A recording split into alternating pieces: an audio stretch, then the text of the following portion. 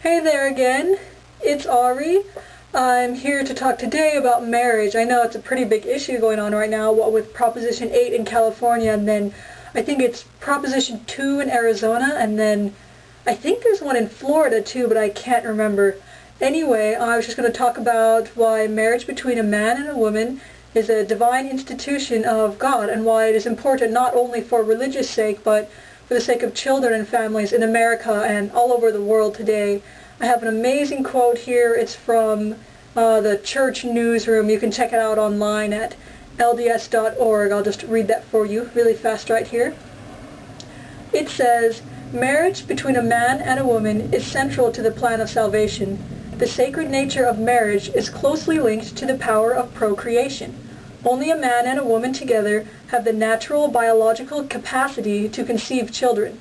This power of procreation to create life and to bring God's spirit children into the world is sacred and precious. Misuse of this power undermines the institution of the family and thereby weakens the social fabric. Strong families serve as the fundamental institution for transmitting to future generations the moral strengths, traditions, and values that sustain civilization. As the Universal Declaration of Human Rights affirms, the family is the natural and fundamental group of society." Now, marriage is a beautiful and a wonderful thing, but it's also an unselfish thing. Now, marriage not only binds a man and a woman together so that they might love and support each other, but so that they will be able to create a union specifically for the protection and the nurturing of their offspring. It's an entirely unselfish thing. I mean, can you think of anything more unselfish than two adults who come to live together and they covenant to spend their time and their money and their effort and their emotions and all of their strength, all that they have to help prepare children for successful lives and to be successful adults themselves. Now, whether the children that this couple has are their own or they're adopted, it's just as sacred and it's just as beautiful, it's just as precious. I actually have a family member who is unable to have children, and so she adopts. And she treats them the same as she treats her one biological son. And there is just as much love in her family from adopted children as there are with, her very own biological son. Now, when we're talking about marriage between a male and a male, or a female and a female, what we're talking about is something that is not marriage. And that type of relationship, they're able to get the same benefits afforded to them by the state. They get the same rights, but I don't believe that it should be marriage, and our church teaches that that's not what the definition of marriage is. Marriage is so that a family can be created. Now, we have another quote here. It's again from the church newsroom. Let me read that for you really fast.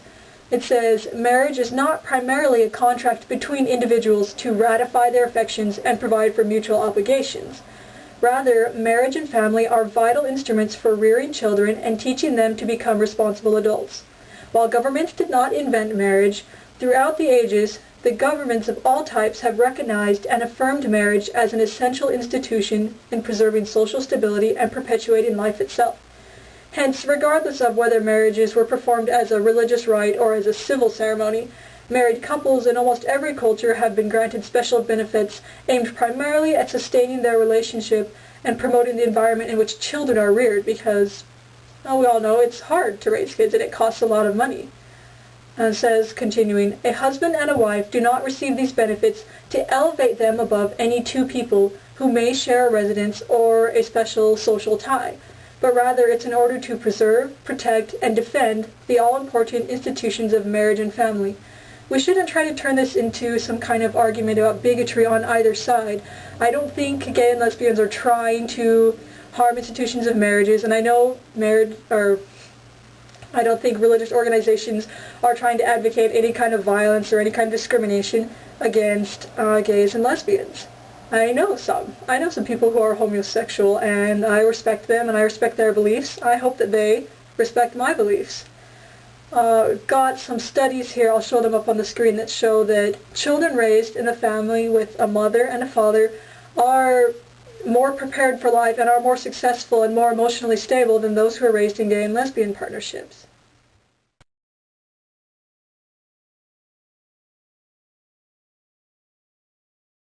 I just thought it'd be good to get my voice out there and again affirm my belief in the Church of Jesus Christ of Latter-day Saints and its policies regarding same-sex marriage.